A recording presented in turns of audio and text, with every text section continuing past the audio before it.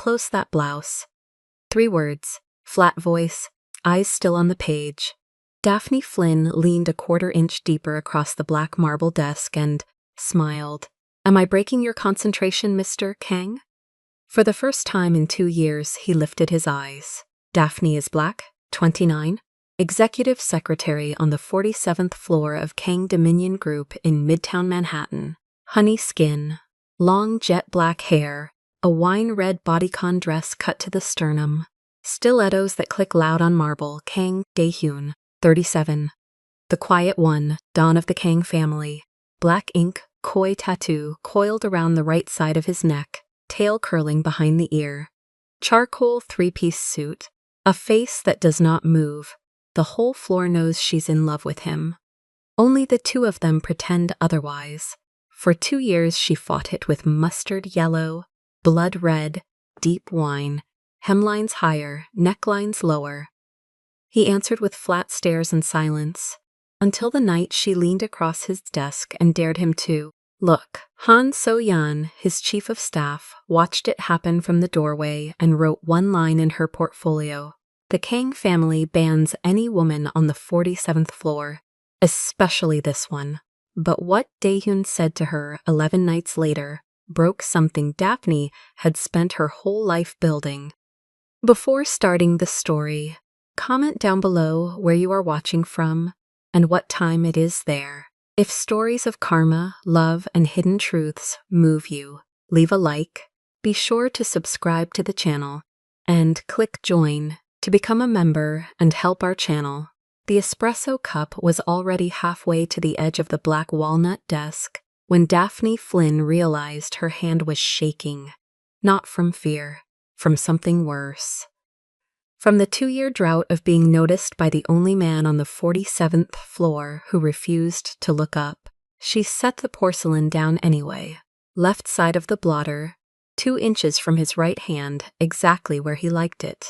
The crema was the color of melted caramel, the rim still warm against her fingertips.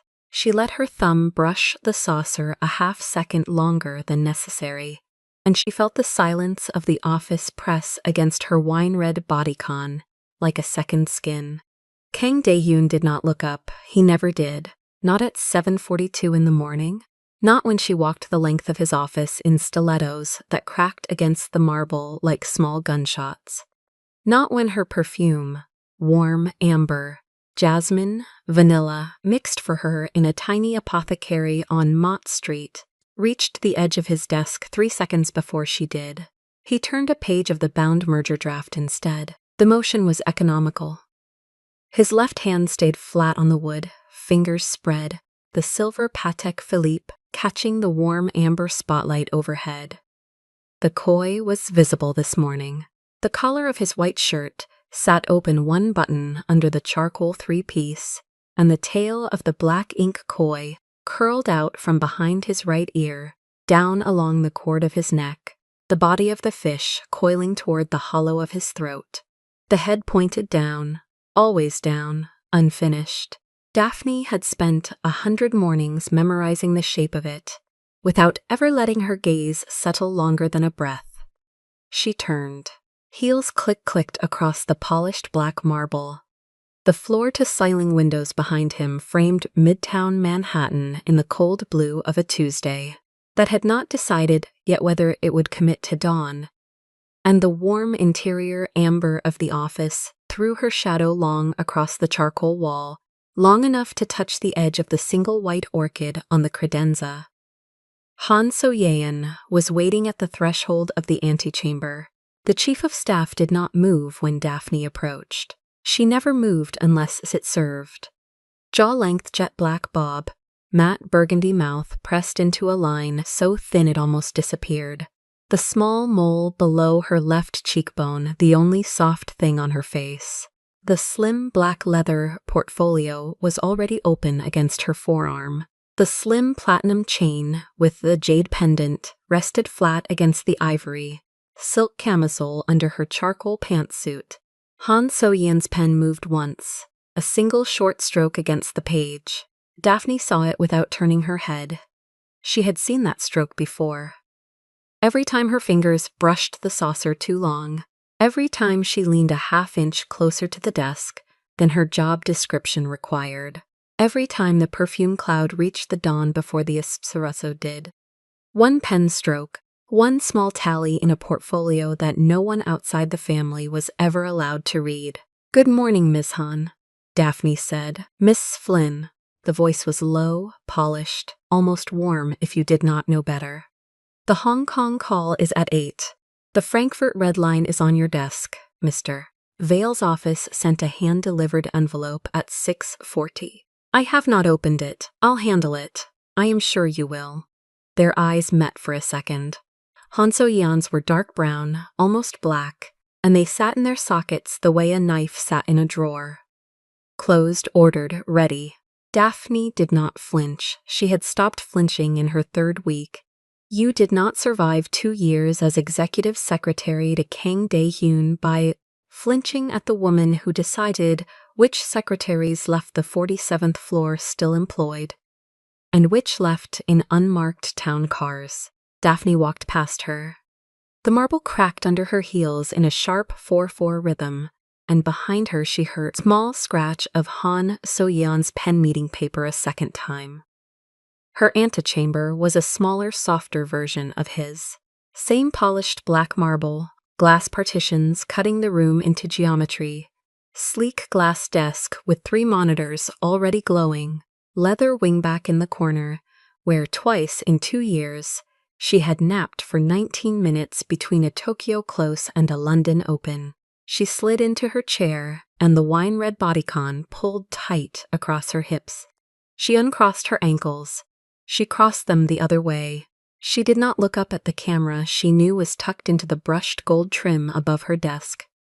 She opened the Vale envelope. Heavy cream stock, engraved monogram in navy. The handwriting inside was old money slanted, the kind that came out of boarding schools in Connecticut and never came back. Daphne, drinks, Soho House, Thursday. I won't take no this time. A.V. She closed the envelope. She placed it inside the lower right drawer, on top of 7 other identical envelopes, all from the last 14 months, all unanswered. She slid the drawer shut with her knee. The intercom on her desk did not chime. Kang Dae-hyun never used the intercom. If he wanted her, he opened the connecting door himself 2 inches and waited.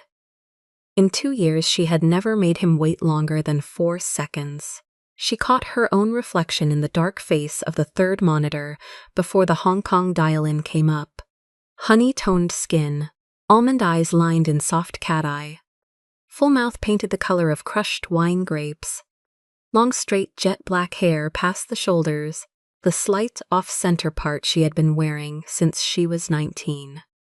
The thin gold chain at her throat, the hoop earrings, the slim gold watch on her left wrist, set 5 minutes fast because she could not afford to be 5 minutes late to anything that involved him. Her own voice very quiet inside her own head. He didn't look up, again, and under that lower, the voice she did not let out, and you still set the cup down with your thumb on the saucer. The Hong Kong dial-in chimed. She answered in 3 crisp syllables, and the wine-red bodycon and the trembling hand and the koi behind the ear and the small pen stroke of Han So-yeon all folded themselves back into the locked drawer behind her ribs, where she kept them during business hours. The morning went the way mornings on the 47th floor always went. The Frankfurt Red Line ran clean. The Hong Kong principal agreed to a half-point concession at 8:41. By 10, she had moved through the antechamber 3 times. And 3 times she had let her perfume drift across the seam of the connecting door, and 3 times Dae-hyun had not lifted his head from the page in front of him. Han So-yeon had moved through the antechamber twice. The portfolio had stayed in her hand. The pen had not moved again. At 10:56, Marisol Estevez slid through the outer glass door with 2 coffees and the controlled expression of a woman who had already decided what she was going to say. Marisol was Daphne's only real friend on the floor. Senior paralegal, 31, Dominican American, light bronze skin, big dark curly hair stacked into a high bun this morning, navy pencil skirt, patterned blouse tucked sharp, mid-heel pumps, oversized gold hoops. The small gold cross sat at the hollow of her throat. The left cheek dimple appeared when she pretended to smile at Han So-yeon on the way in. She set the second coffee on Daphne's desks. She did not sit, mammy. Low, Spanish warm, look at me. Daphne looked up. Marisol's voice dropped another inch. You set the cup down with your thumb on the saucer again. I did not, Daphne. I did not, Marisol. There is a camera in the ceiling and a Korean woman with a pen in her hand, and you set the cup down with your thumb on the saucer again. Marisol leaned a fraction closer. The dimple was gone. Han So-yeon wrote it down. I watched her wrist move from the copy room. That makes 7 this month, and it is the 11th. I am aware of the date. Are you aware that the last secretary who lasted past her second year on this floor was driven home in a town car and never came back? That was Yoonji, and Yoonji was sleeping with the Frankfurt office. That was the official story. Marisol straightened. Her eyes flicked once at the connecting door and back. And the unofficial story was that Yoonji set a cup of espresso down with her thumb on the saucer. Daphne did not answer. Marisol exhaled. She picked up her own coffee. She softened, the way she always softened in the last beat of a warning. I love you. I am telling you because I love you. He is not going to look up. He is not allowed to look up.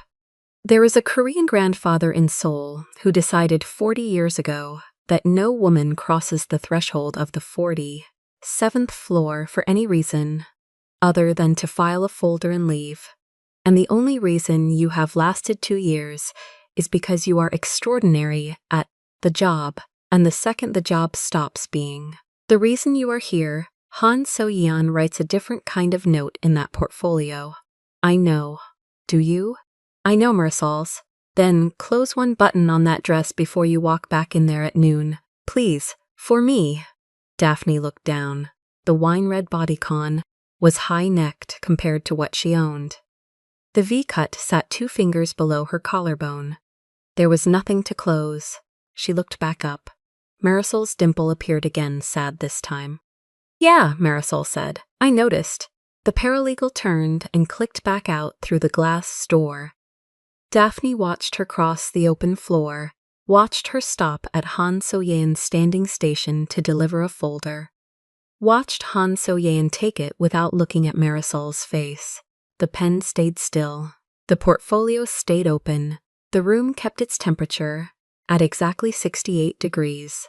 Daphne pressed her thumb against the rim of Marisol's coffee cup. She did not lift it. The afternoon ran longer than it should have. A Seoul conference call rolled into a Singapore conflict resolution, which rolled into the quarterly compliance review that Eleanor Whitfield from Corporate Communications insisted on attending in person.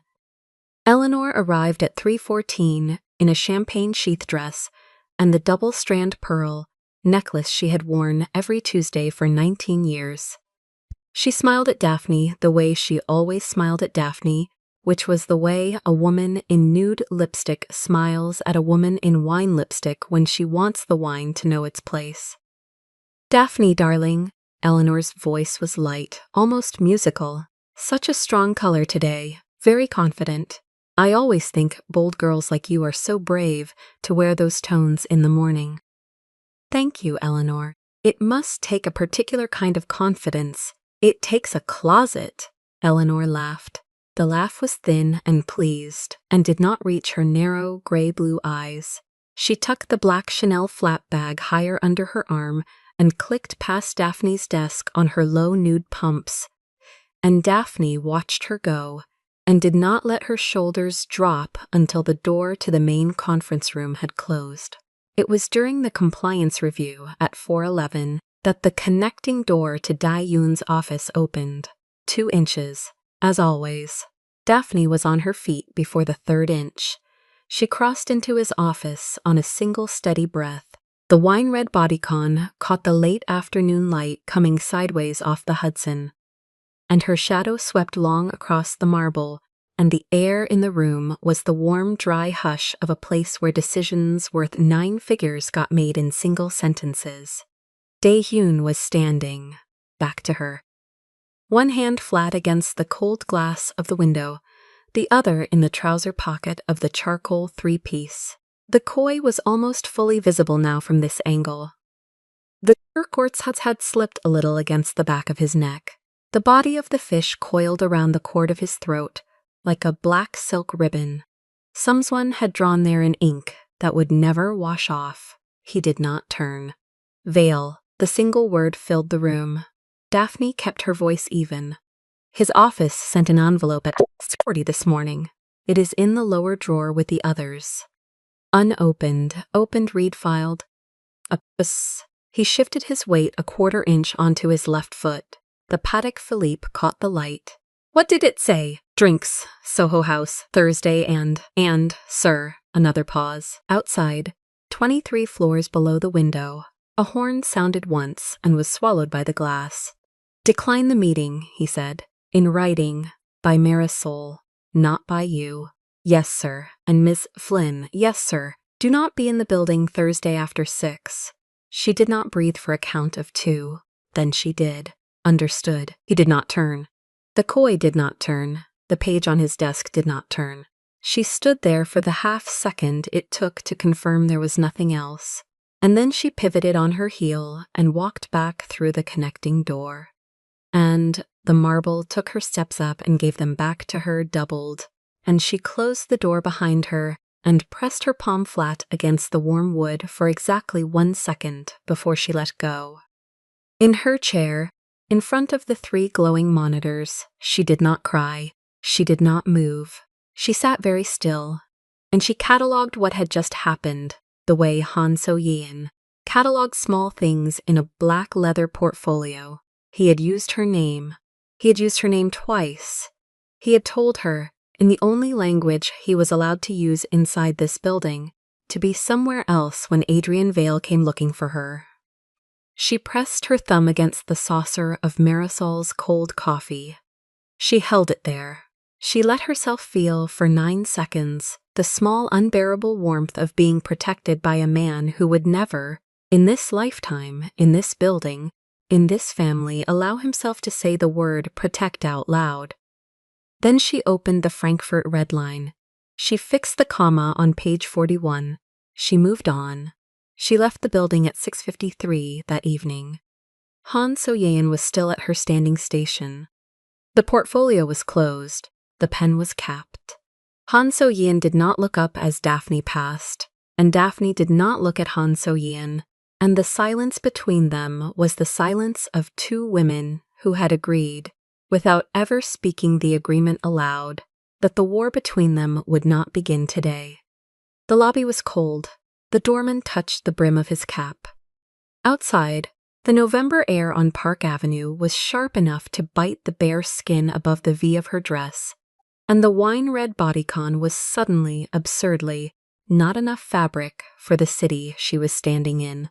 She walked 1 block before she let the heels of her stilettos slow.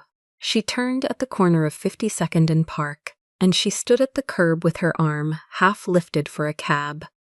She had not yet decided whether to hail, and that was when the black SUV pulled to the curb 3 feet from her left hip. The driver's window did not roll down. The rear passenger window did. Park Jun-pyo was at the wheel. She knew the shape of his shoulders before she knew his face. The heavy build under, the plain black suit, the buzz cut, the thick neck, the small scar across the right eyebrow, the black driving gloves on the wheel. The earpiece was a fleck of black plastic against his pale skin. The incomplete black ink tattoo on the back of his right hand disappeared into the cuff of the white shirt as he adjusted his grip. The back seat was empty. The voice from the rear speaker was Han So-yeon's recorded. Calm, final. Miss Flynn. Mr. Kang has arranged transport for the remainder of the week. 6 p.m. pickup, this entrance. Effective immediately. The window rolled up. The SUV did not move. Daphne stood on the curb for a long second with her arm still half lifted, and the cab she had been going to hail rolled past her without slowing. She lowered her arm. She walked the 3 feet to the rear door. Junpyo did not look at her in the mirror. The door unlocked itself with a soft mechanical thunk. She slid into the leather. The door closed. The SUV pulled into traffic on Park Avenue.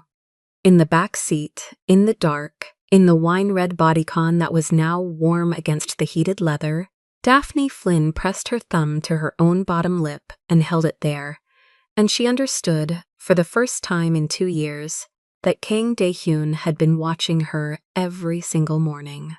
She made it to Friday on 3 hours of sleep a night, and a kind of clean, focused fury that she had not felt since law school. She wore the high-necked gray wool on Wednesday. She wore the black turtleneck under the camel blazer on Thursday.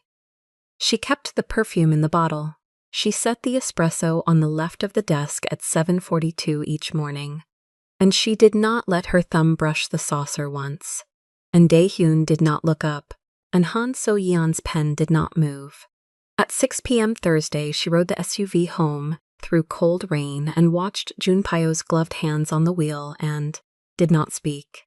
He did not speak. The earpiece flickered once with a low Korean syllable she did not catch. She did not go to Soho House. Marisol had sent the decline at noon. By 8 that night, Adrian Vale's office had sent a second envelope by courier. It was waiting on her desk Friday morning, unopened, when she arrived at 7:41 with the espresso. She did not open it. She placed it in the lower drawer, on top of the other 8.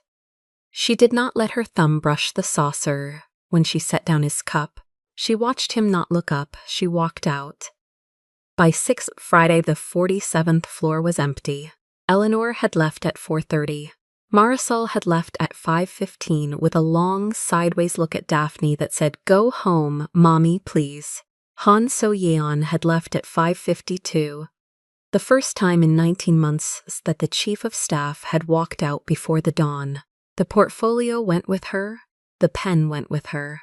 The small, careful tally of Daphne's sins went with her into the elevator, down 47 floors, into a Blacktown car, out of the building.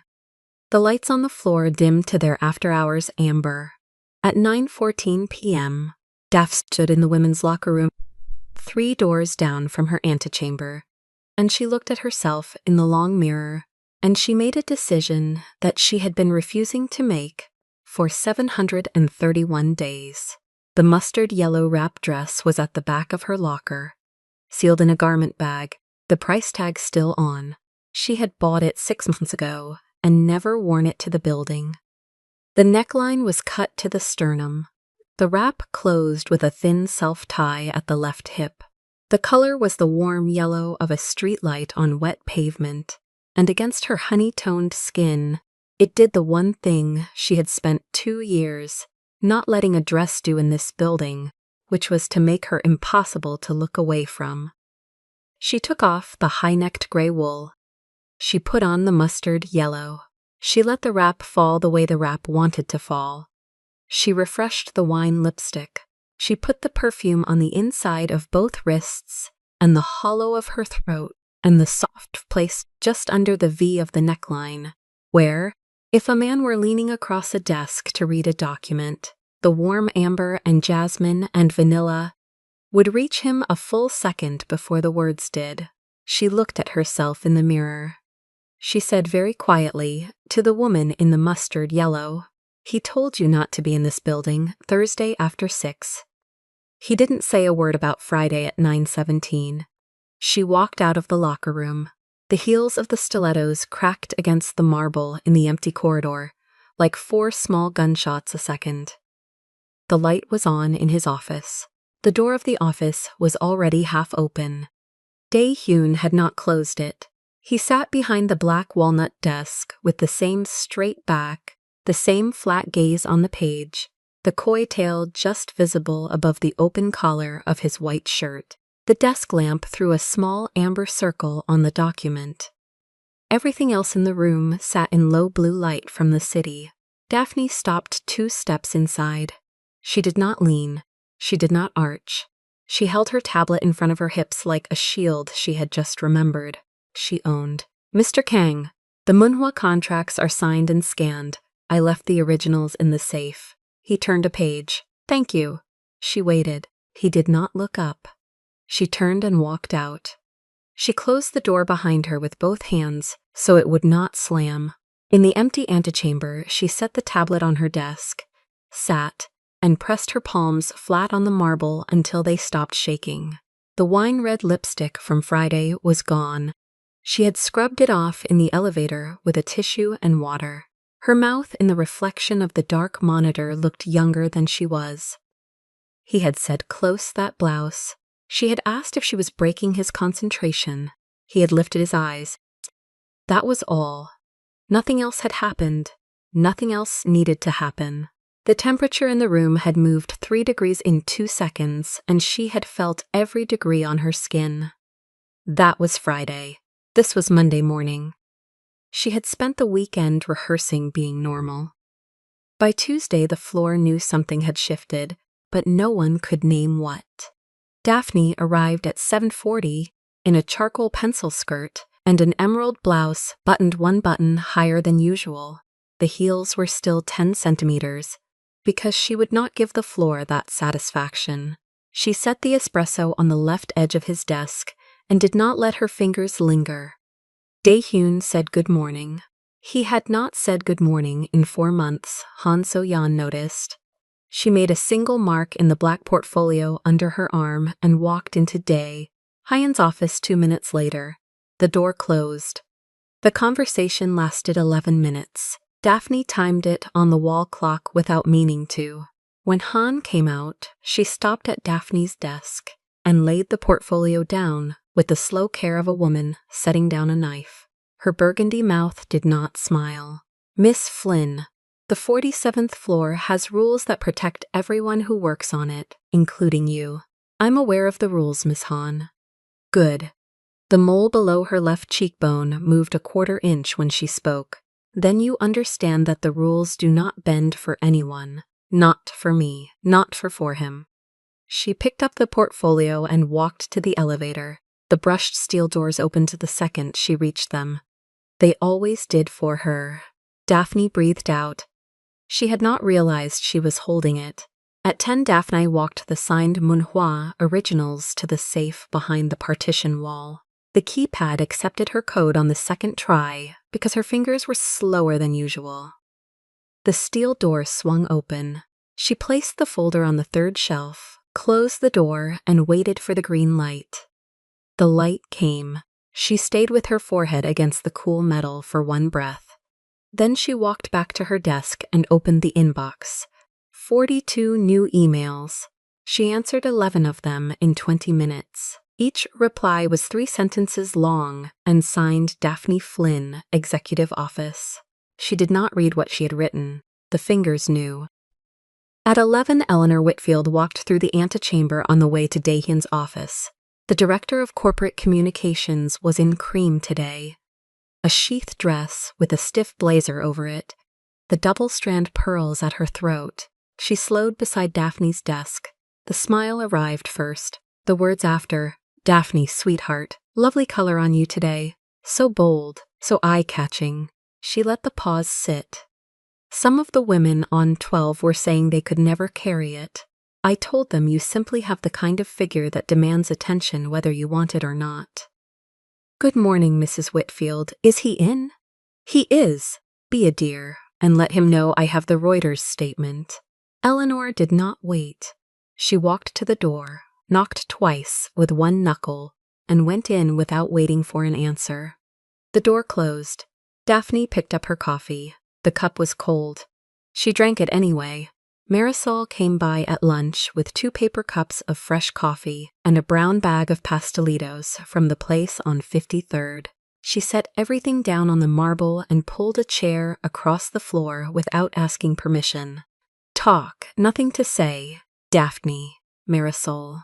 You came in Friday night in the mustard dress. Security has footage. Security has a lot of footage. You signed back in at 9:11 p.m. You signed back out at 9:46 p.m. You were upstairs for 35 minutes with the dawn and nobody else in the building. I forgot a folder. Marisol bit a pastelito in half. She chewed. She watched Daphne's face the whole time. Listen to me, Mama. I love you. I have loved you since the day you walked into the firm 3 years ago and told the senior partner his tie was crooked. But this man is not a man.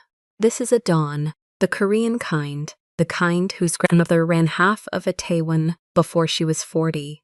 You understand what that means. I understand. No, you do not. Because if you understood, you would not have worn the mustard dress. Daphne picked up her coffee. She did not drink it. She turned the cup in her hand until the seam faced her. He told me to close my blouse. Of course he did. He looked up. Marisol stopped chewing. He looked up. For the first time in 2 years. The Dominican woman closed her eyes. She made the small sign of the cross over the cup. Ay, Dios mío. For the next days, Daphne ran the experiment in reverse. She wore the colors. She wore the cuts. She wore the perfume.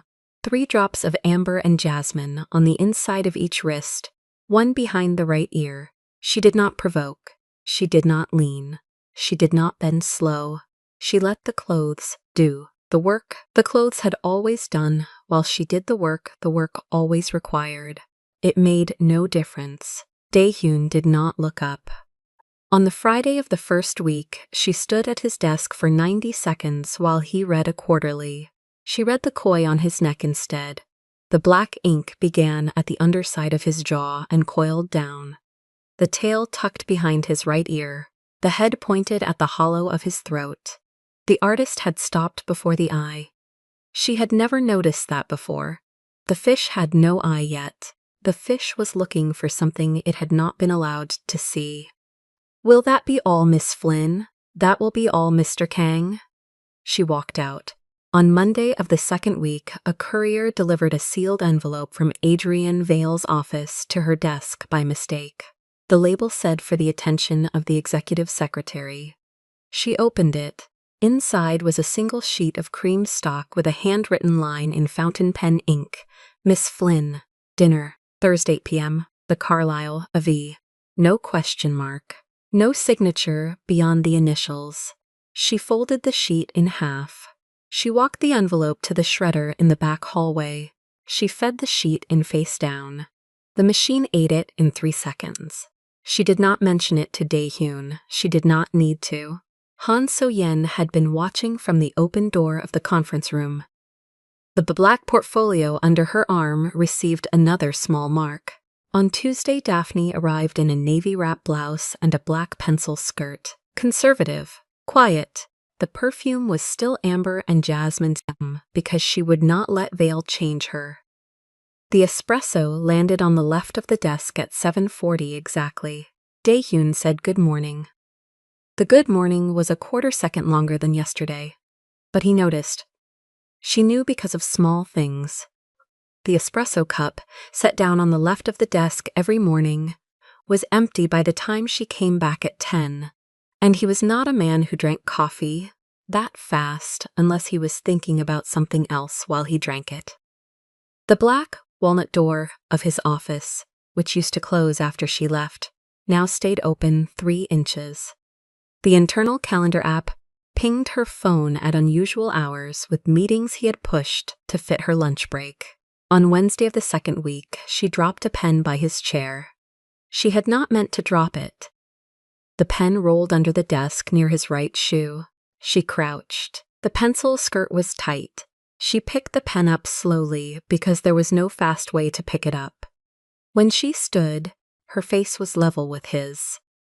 He was looking at the document. He was not looking at her, but the muscle in his jaw was tight enough that she could see the line of it through the pale skin. Miss Flynn, Mr. Kang, please use the chair on the other side of the desk in the future. Yes, sir. She walked out. In the antechamber, she sat down and laughed once, short and bitter, into the back of her hand. On Thursday, it began to rain at 3 in the afternoon. By 7, the rain was coming sideways off the Hudson and the news called it the worst spring storm in 11 years. Daphne stayed late on a Munhua filing. At 8:40, she shut the laptop, took her coat from the hook, and pressed the elevator button. The elevator did not come. She pressed again. The light above the door stayed dark. She turned and walked back toward her desk to call building services. Park Junpyo was standing at the entrance of the antechamber. He was not supposed to be on the 47th floor. He was supposed to be downstairs in the car, on call. "Mr. Park, Miss Flynn, the car is waiting downstairs. I take the subway, not tonight." He did not say it like a suggestion.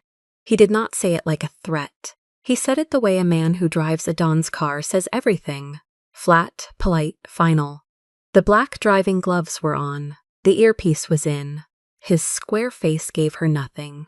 Mr. Kang's instructions? Mr. Kang's instructions. The drive home took 40 minutes in the rain. The Maybach moved through the wet city like a long black animal that knew every block. Junpyo did not speak. The radio was off. The privacy partition stayed down because Daphne had not asked him to raise it.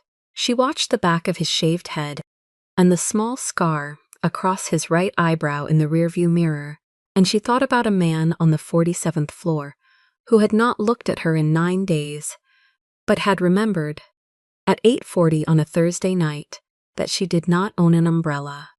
Junpyo stopped the car under the awning of her building on Bank Street. He got out first. He opened the umbrella. He held it over her head from the car door to the lobby door so that not one drop touched her hair.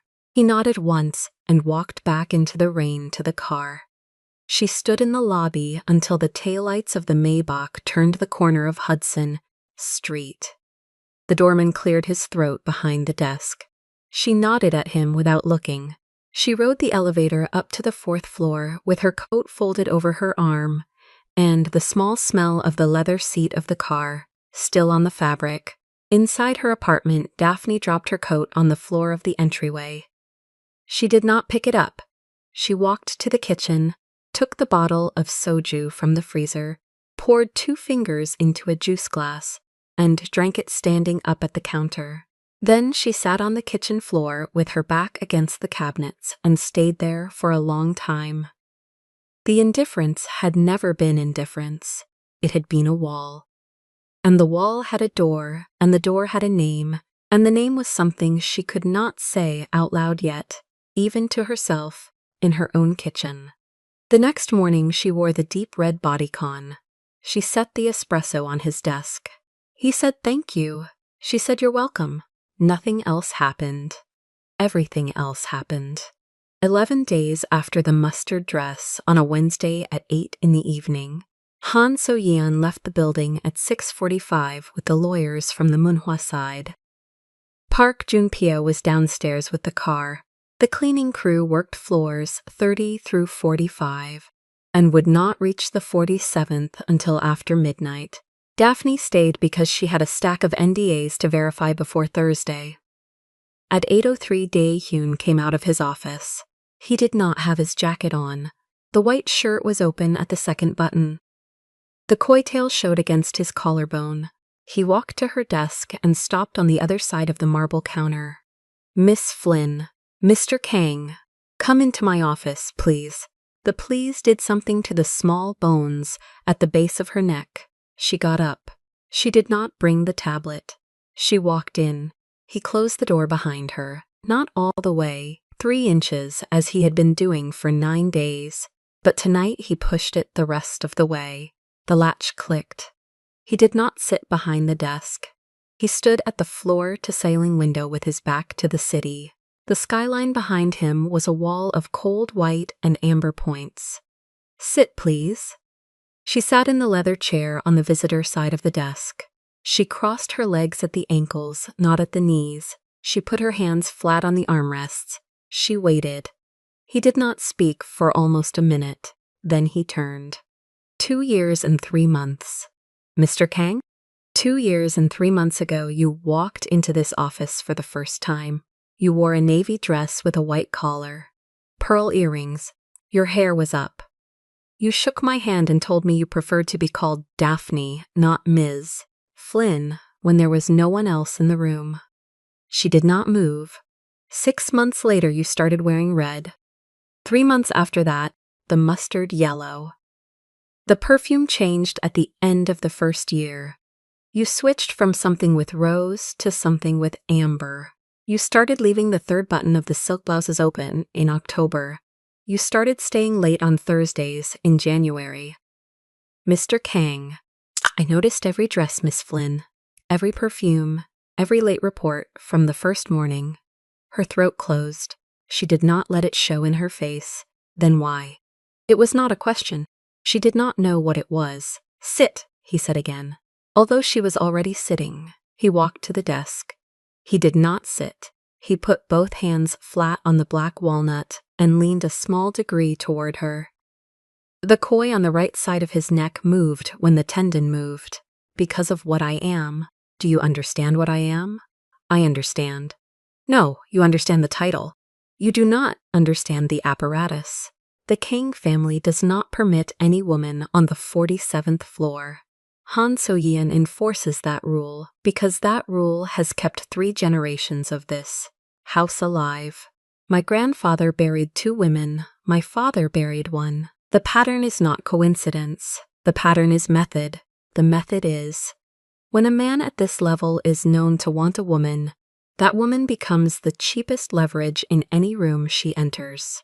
They do not come for me. They come for her. Always for her, Mr. Kang. There is a man in this city who buried his wife in a lake outside Geneva because she made the mistake of holding her husband's hand at a Christie's auction.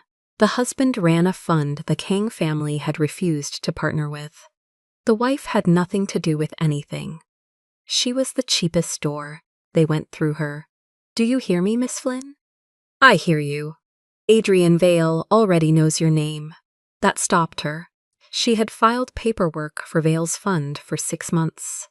He had nodded at her in the hallway. He had not spoken her name out loud in her presence. He asked for you at the Hartwell dinner. By name, he thought I had stepped to the bar. Han So-yeon was at the next table. She wrote it down. She felt the chair under her. She felt the marble under the chair. The world was very small and very specific. So you said nothing. I said nothing for 2 years and 3 months. I planned to say nothing for 2 more. I was good at it. I was. He stopped. The hands on the desk pressed harder. The platinum pinky ring caught the lamplight. I was good at it until the mustard dress. She did not breathe. Miss Flynn, Daphne. The name in his mouth. You wear desire like a shield. Every dress is a wall. Every neckline is a moat. You are using your body to keep the world from seeing how much of yourself you have already given to a man who has not had the courage to claim you in public. He straightened. He took 1 step back from the desk. Stop, please. You deserve a man brave enough to want you out loud, not a man who watches you from across a room and pays his driver to keep you dry. The wine in her throat was the soju from the night before. It was not there. It was the memory of it. She stood. She did not know when she had decided to stand. The leather chair sighed behind her. Mr. Kang? Yes. May I leave? Yes. She walked to the door, her hand on the brushed gold handle. She did not turn around. She did not let him see her face. Mr. Kang, yes. I have never used my body as a shield. I have used it as a question. You answered tonight. She opened the door. She walked out. She did not close it behind her. In the antechamber, she did not pick up her coat. She walked straight to the executive elevator. The brushed steel doors opened the moment she reached them. The amber light inside was warm on her face. She rode down 47 floors without touching the rail. In the lobby, Park Jun-pyo was already standing by the glass doors with the umbrella open, though it was not raining. He did not ask. He walked her to the car. He drove her home in silence. She did not cry in the back of the Maybach. She did not cry in the elevator of her building. She did not cry in the hallway. She cried when she sat down on the edge of her bed and unzipped one's stiletto and saw the small red mark the strap had left on her ankle, the same mark every shoe had left every night for 2 years and 3 months, and understood for the first time that he had been counting them too. The next morning, Daphne came in at 7:42 exactly. The same time, the same elevator, not the same woman. The wine-red bodycon stayed on its hanger. She wore black, a loose black turtleneck that came up to the base of her throat and erased the line of her collarbone, black wide-leg trousers that broke at the ankle, flat black loafers with a thin gold buckle. Her hair was pulled back in a low knot at the nape of her neck. No earrings, no chain, no watch, no perfume. She set the espresso on the left side of the desk without leaning. Her fingers did not touch the saucer twice. Her thumb did not brush the rim. She set it down the way a stranger sets down a stranger's coffee. Then she straightened, turned on her heel, and walked out of the office in a straight line. Daehyun's pen stopped moving above the page. He did not look up. He did not need to.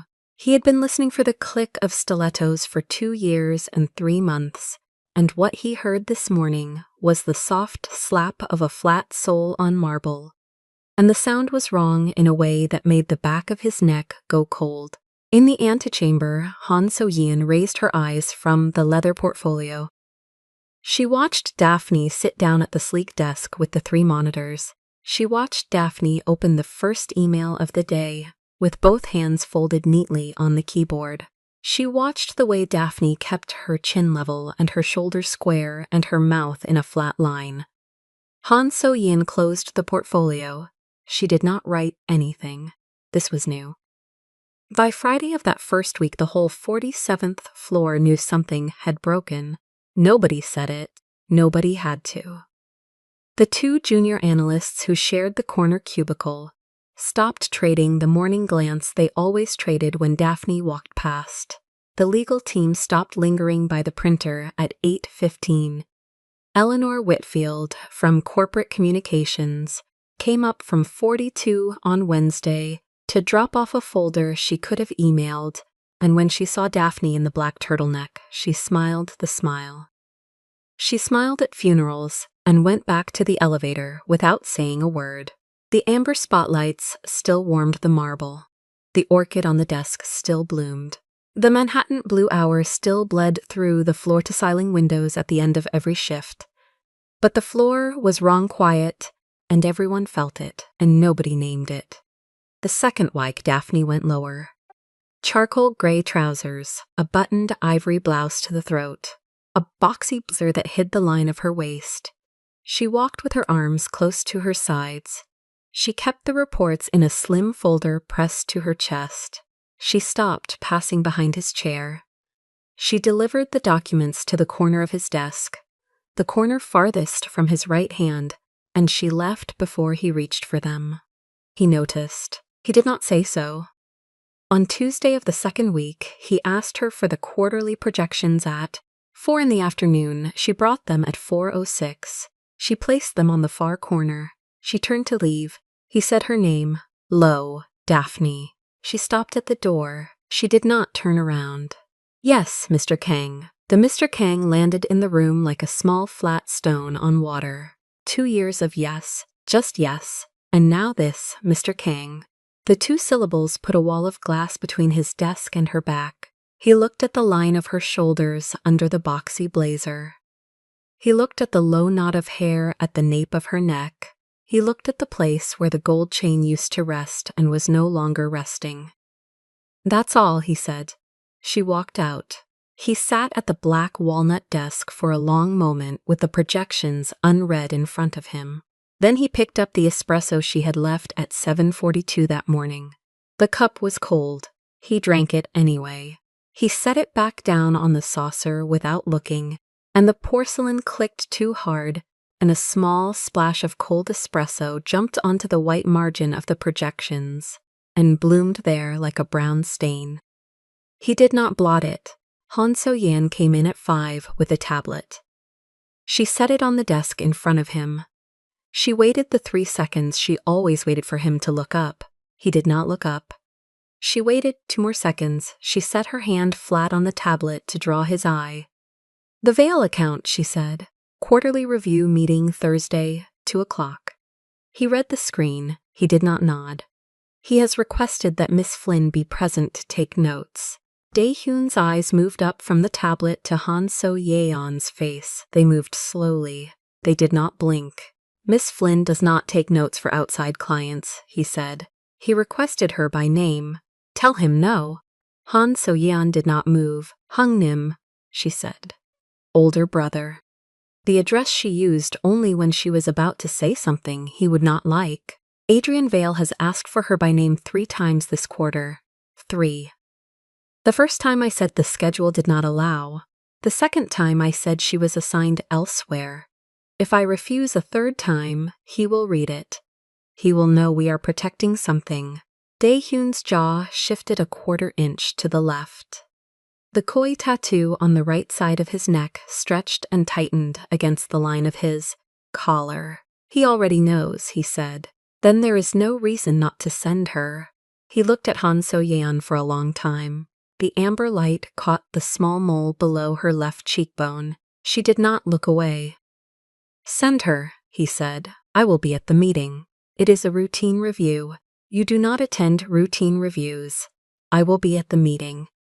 Han So-yeon closed the tablet against her chest. She held it there.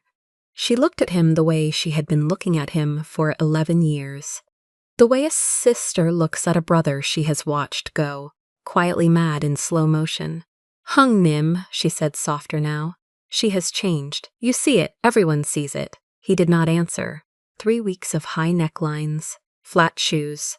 The perfume is gone. The chain is gone. She does not stand behind your chair anymore. She delivers the file and she leaves. Whatever you said to her on the Wednesday night you walked her to the elevator. She is doing what you asked. She is putting down the shield. Still no answer. And now she is smaller, Han So-yeon said. Not stronger, smaller.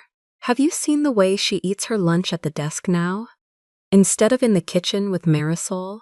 Have you seen that she has stopped laughing on the phone with her mother on Tuesday afternoons? You asked her to stop hiding behind her body, and she heard you ask her to stop existing. Hyungnim, you broke her, and you do not know it. The pen in his right hand cracked. A thin black line of ink ran down the inside of his palm and pooled at the heel of his thumb. He did not look at it.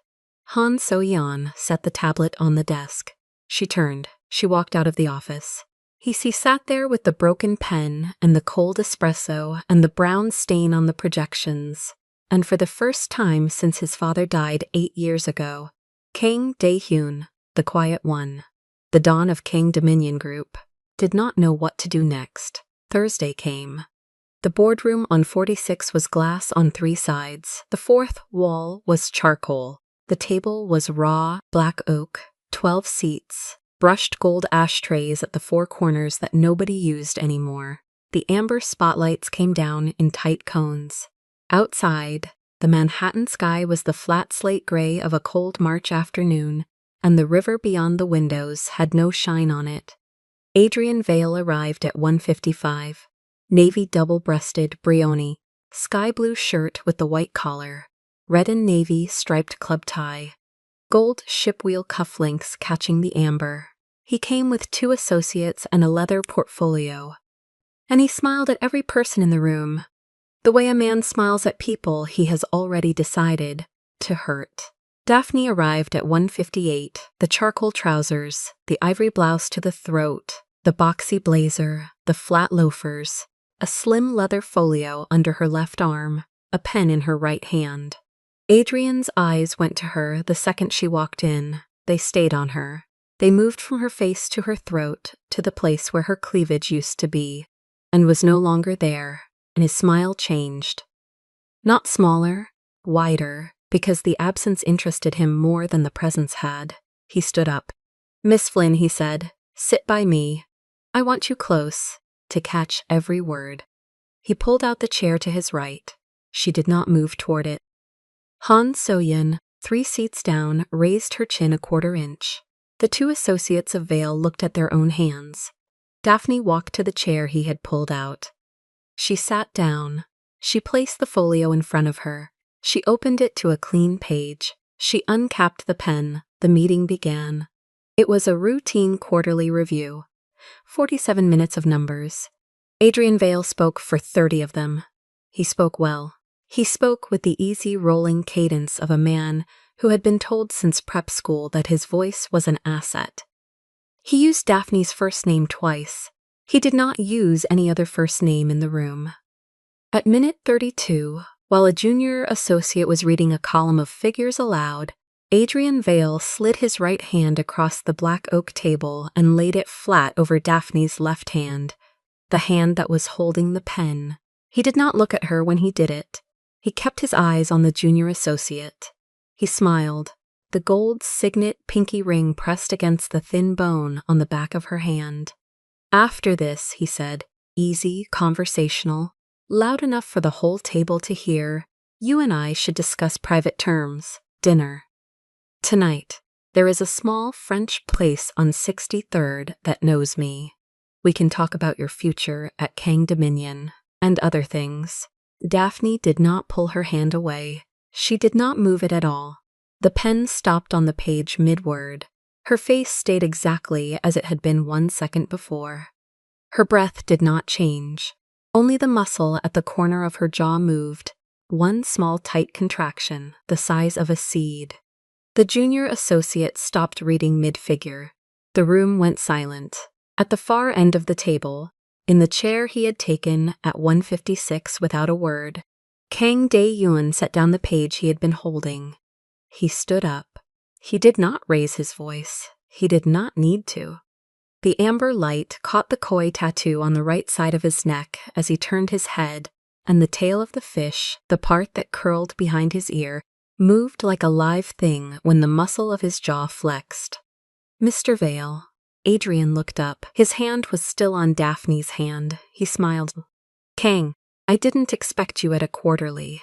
The meeting is with me, Daphne said, not with her. 3 flat words, ice in each of them. The temperature of the boardroom dropped a measurable amount, and the junior associate, who had been there 4 months and had never seen the dawn angry, felt his own throat close. Adrian held the smile. He did not move his hand off of Daphne's. With respect, Kang. I was speaking to your secretary about a private matter. There is no private matter between you and her. I think Miss Flynn can answer for herself.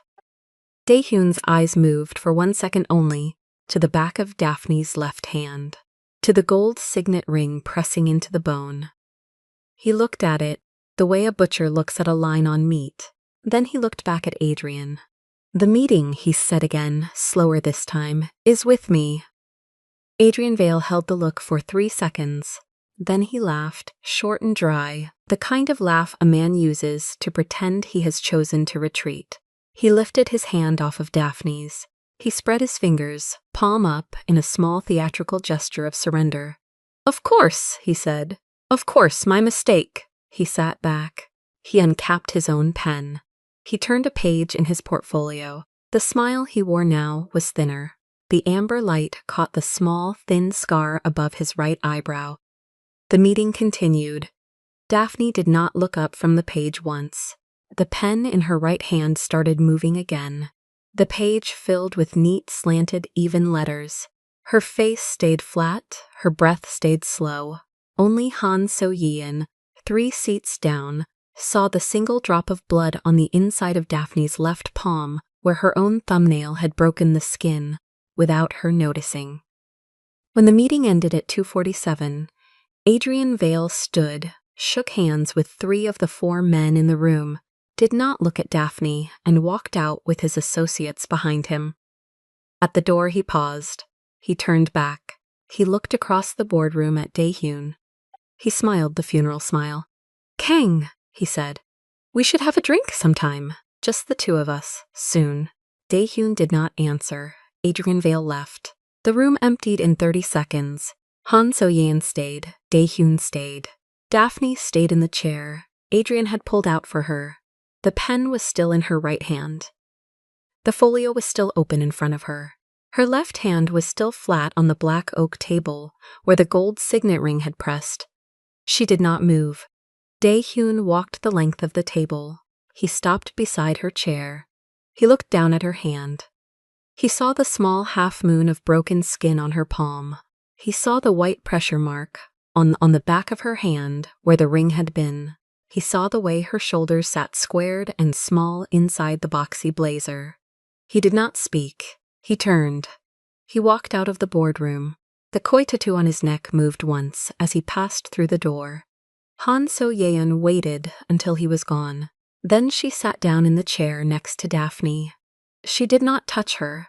She put her own hand on the table, close enough that the edge of her sleeve grazed the edge of Daphne's sleeve, and she left it there. "Miss Flynn!" Daphne did not look up. "He stood up for you." "I know." He closed Vale's account in his head before he stood up. "You did not see his eyes. I did. The Vale account is dead on Monday morning. 240 million in fees gone. For the back of your hand." Daphne capped the pen. She closed the folio. She slid the folio toward her chest. Her face did not change. "He will protect me," she said.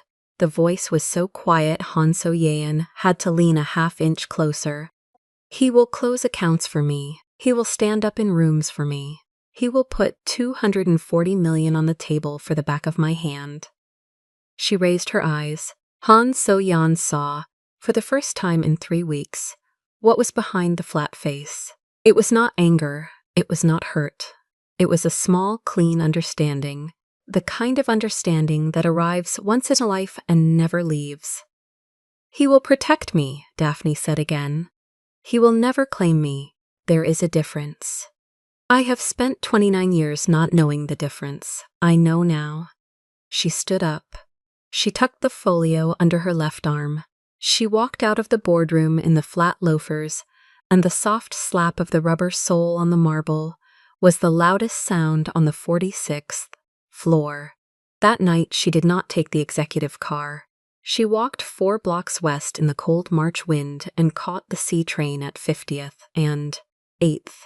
She sat in an end seat with the folio on her lap.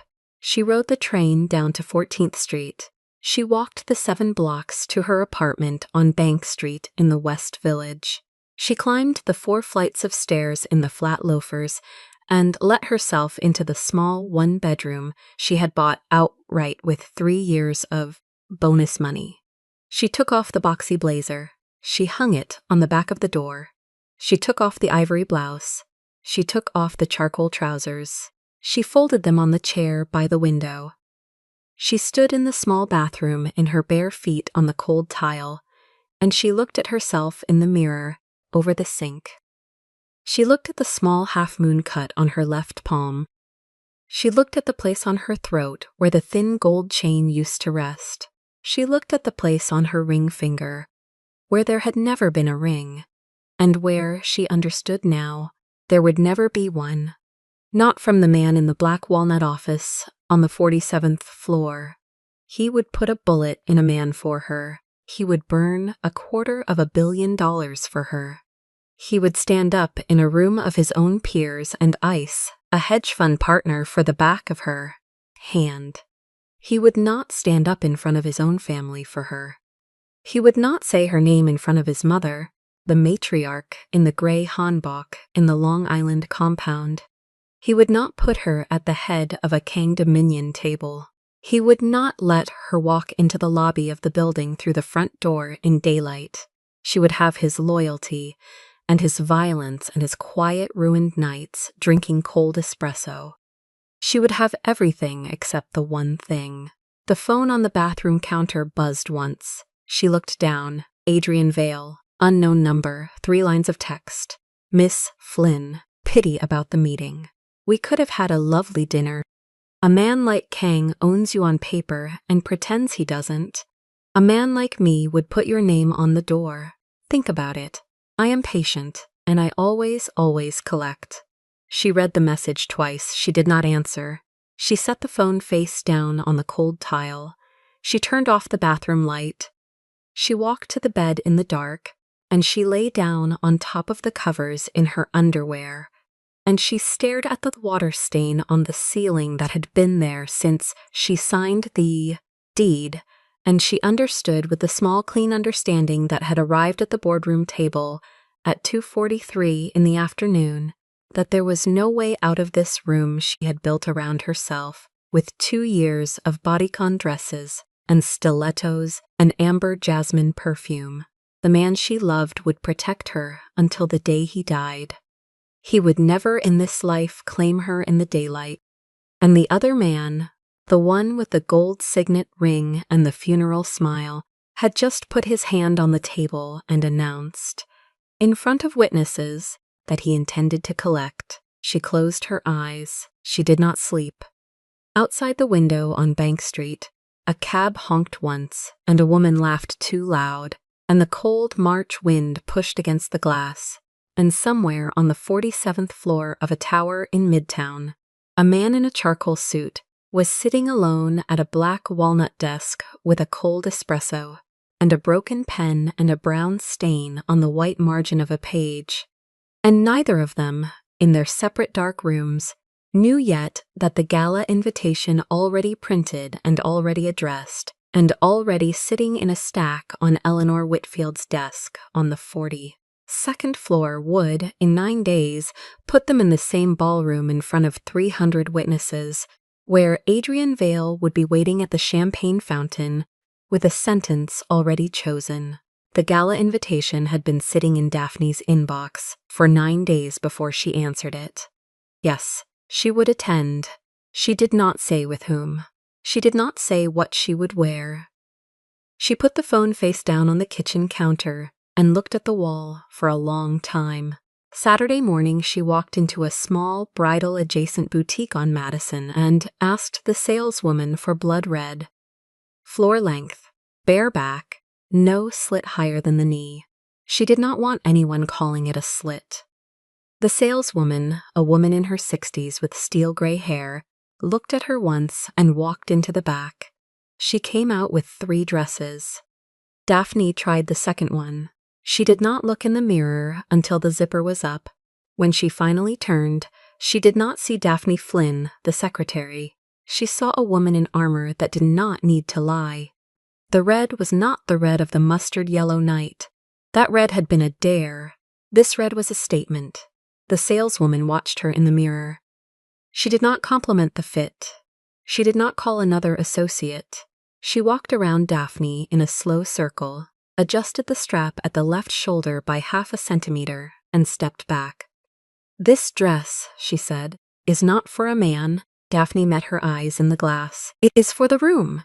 Daphne nodded once. She paid in cash. The bills were old and folded from the envelope at the bottom of her dresser, the envelope she had been adding to for 6 years against a day she had not been able to name. She walked the dress home in a long garment bag held above the sidewalk like she was carrying a flag. Sunday she did her own hair. She pulled it up off the neck, twisted it tight, anchored it with 2 long pins. She practiced walking in the dress in her living room until the click of the heels matched the cadence of her breath. She told no one, not even Marisol. Monday in the office she wore flats and a navy turtleneck. Daehyun looked at her once across the floor and did not look again. Han So-yeon walked past her desk twice. The second time her pen paused above the portfolio. She did not write anything down. Wednesday, Adrian Vale's office called twice. Daphne let both calls roll to the system. The second message was 12 seconds of breathing and then a click. Thursday she stopped at the desk of the floor receptionist, an older Filipina woman named Lourdes who had watched everyone walk past her for 11 years.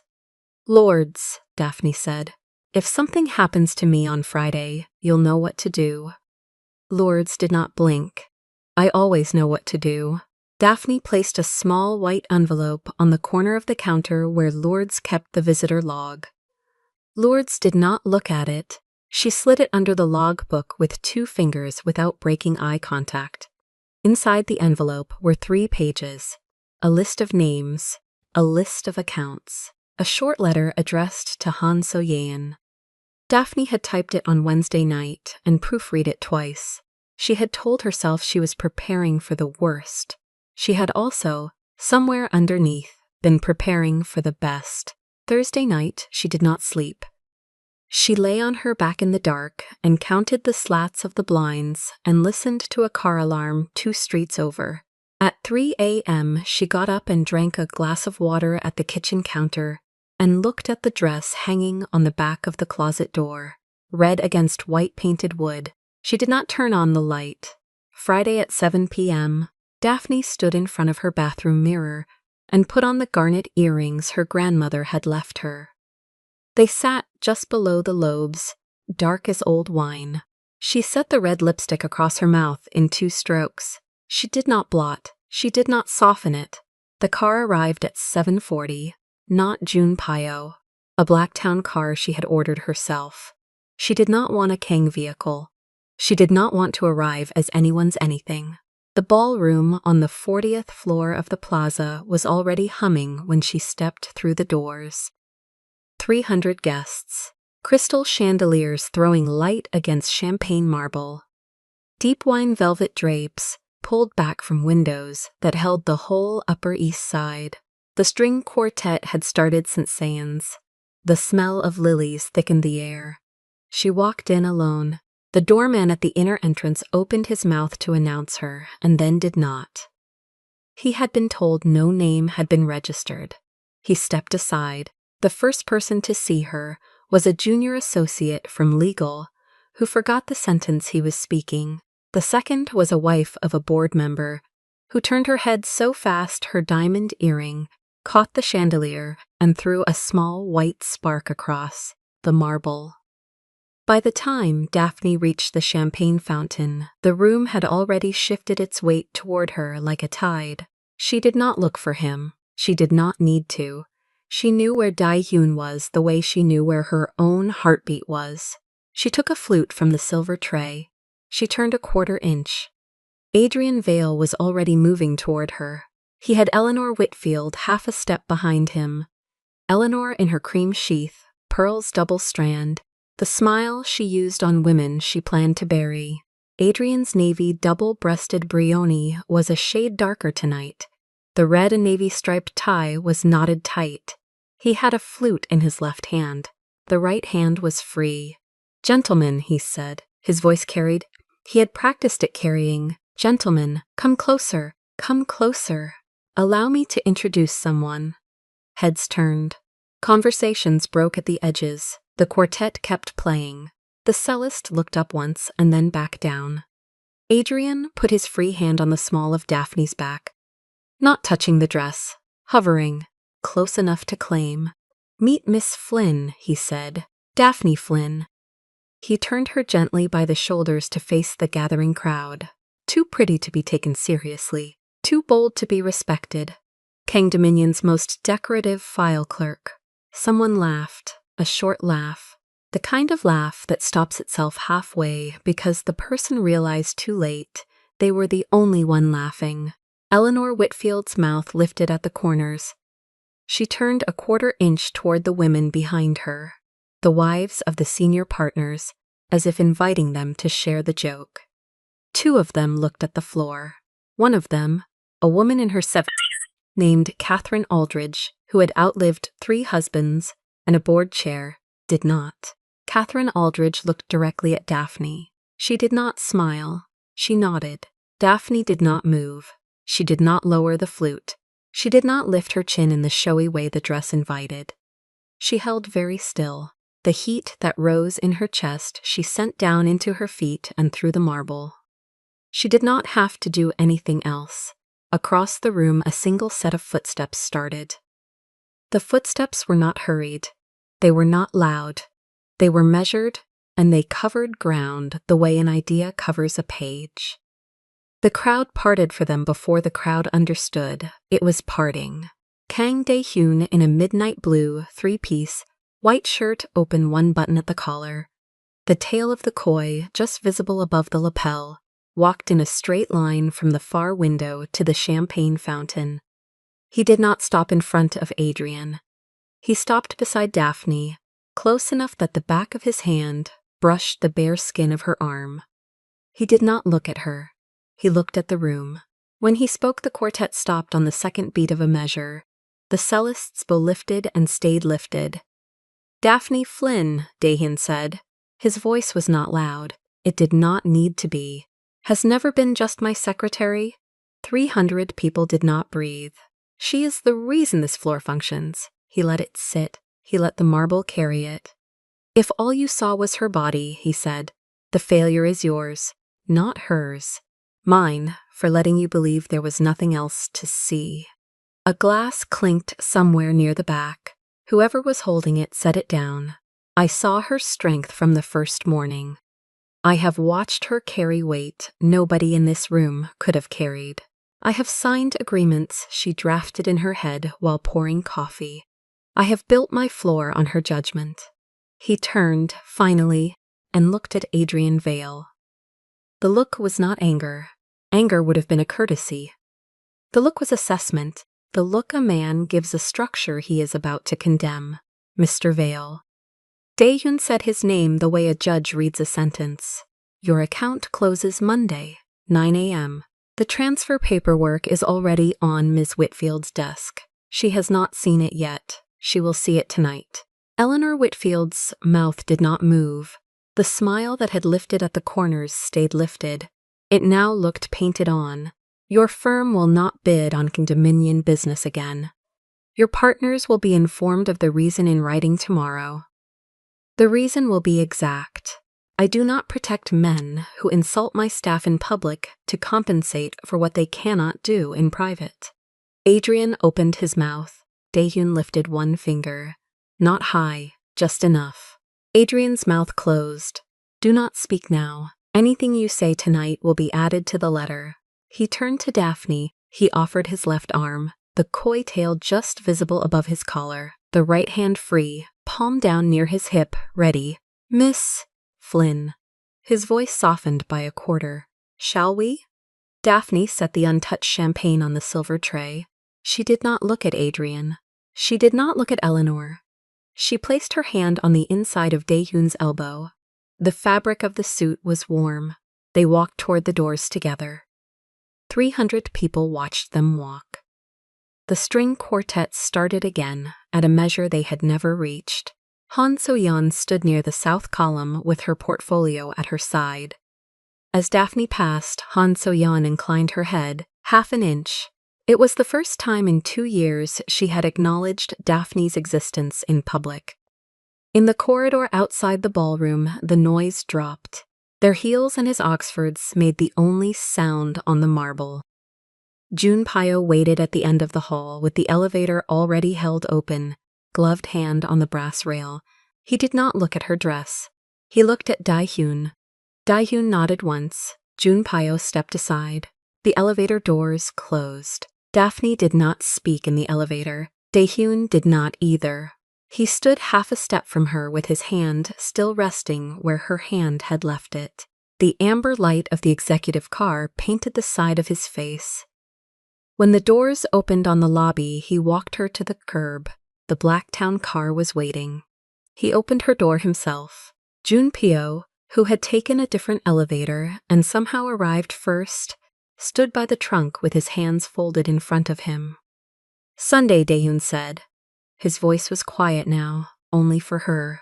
The 47th floor, 10:30 in the evening. No appointment, no dress code, no armor. "Come as you are." Daphne held his eyes. She did not nod. She did not smile. She lowered herself into the seat, gathered the red hem around her ankles, and let the door close. The car pulled away from the curb. 2 blocks east, she watched the city lights meet her across the window, and realized she had not exhaled since the Celesti's bow stopped. She exhaled now. Saturday she did not leave the apartment. She drank 1 cup of coffee in the morning and 1 glass of water at noon. She washed the red dress by hand in the bathtub and hung it on the shower rod. She did not look at her phone.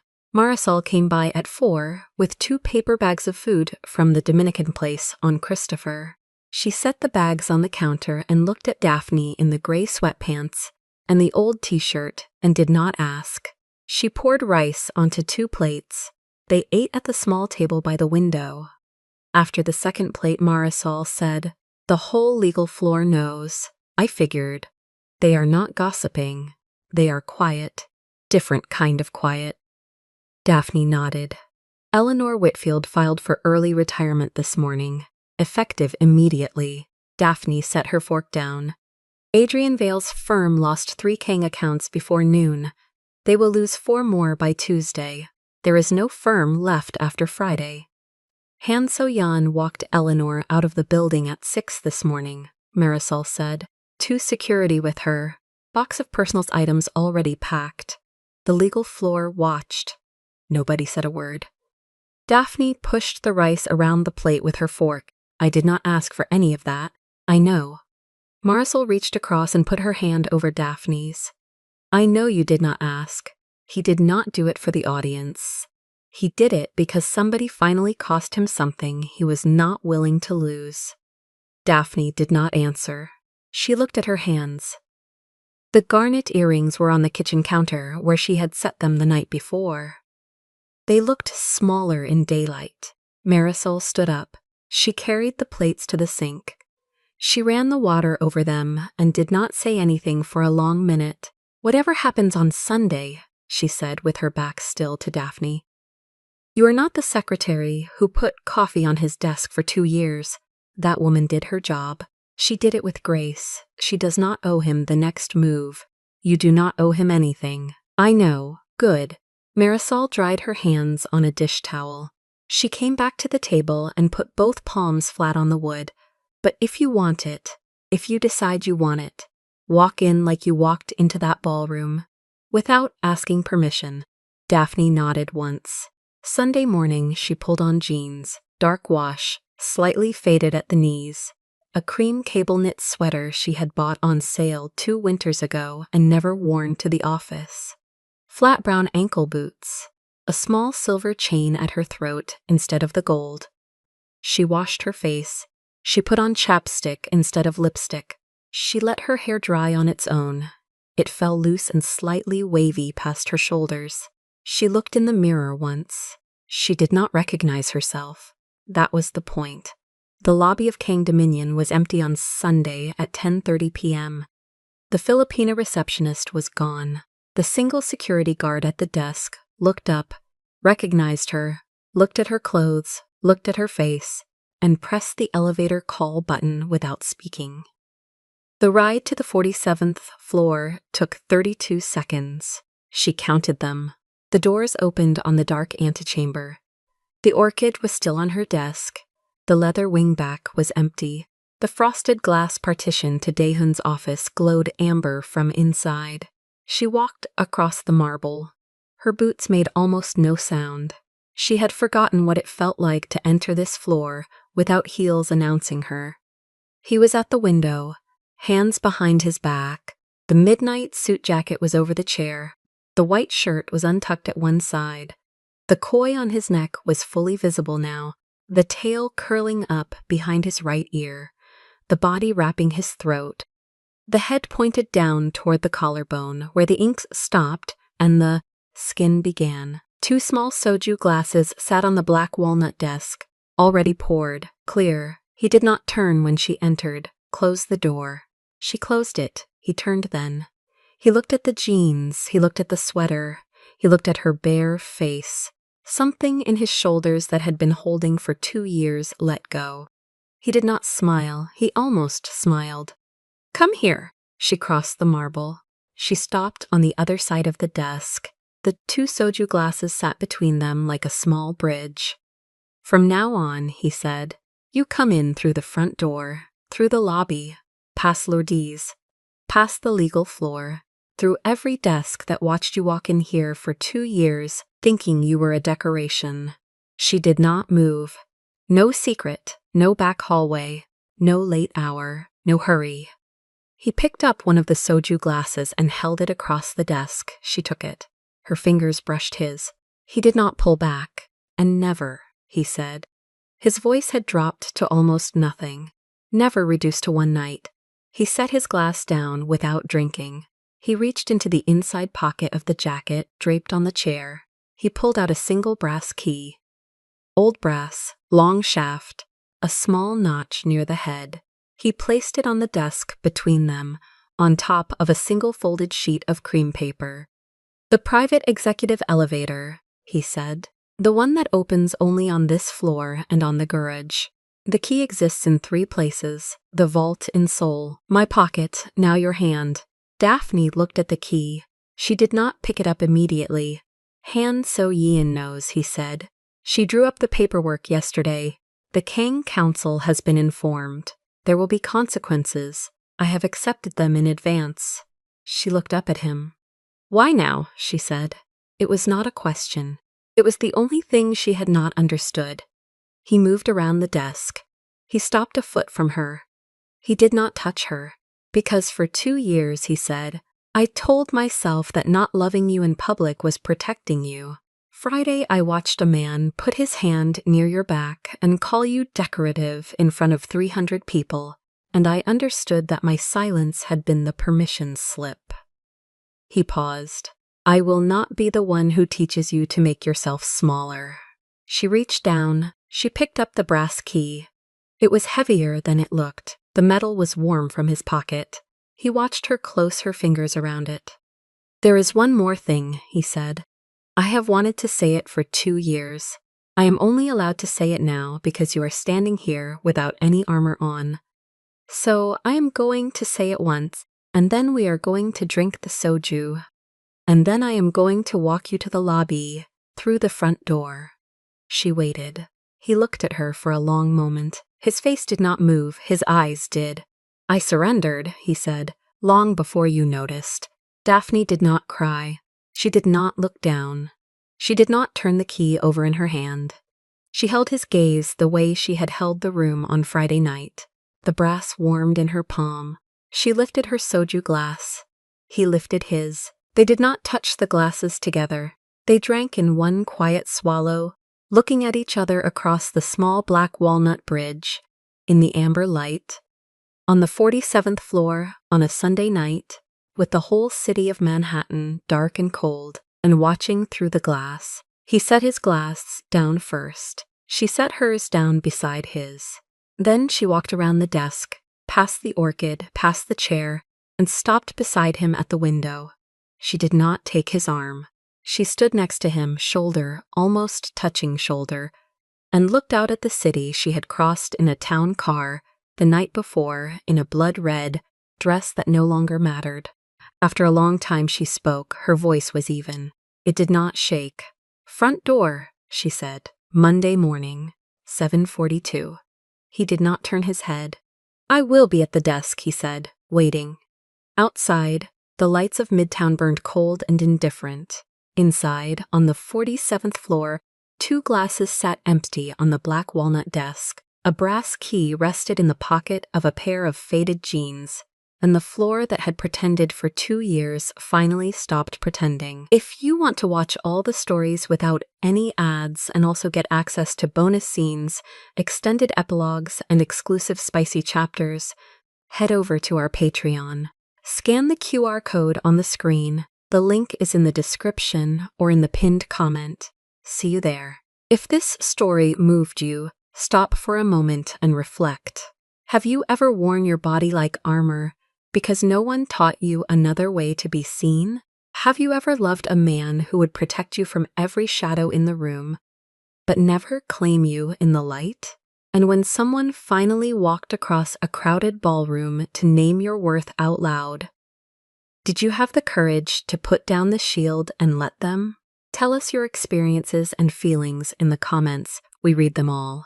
And if you believe in stories about dignity, forbidden love, and the courage to be claimed in public, leave a like. Be sure to subscribe to the channel and click join to become a part of our community and help the channel.